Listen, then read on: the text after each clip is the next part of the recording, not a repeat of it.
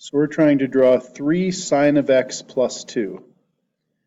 First thing I always do is identify the parent function, which is sine. So on the unit circle, I'm looking for my y coordinates, starting at 0, 1, 0, -1, and back to 0. So I'll draw that, but I'll also do the angles, starting at 0,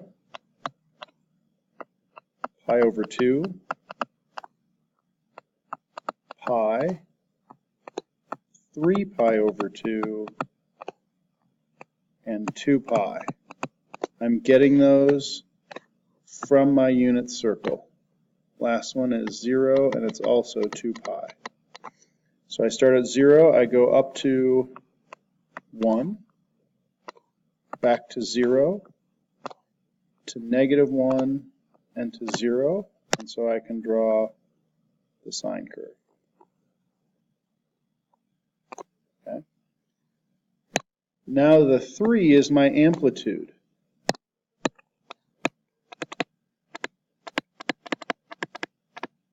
Or my vertical stretch. So I will stretch this 1 up to 3. It's like I'm multiplying everything by 3.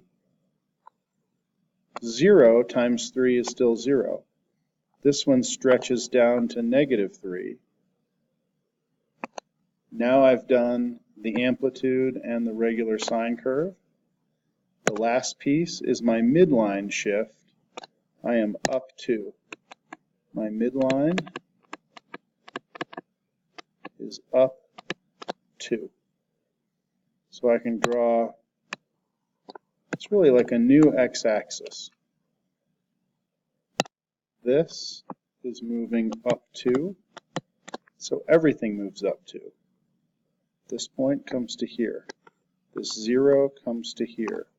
This 0 comes to that new x-axis. So does that. This low point comes up 2, and I can draw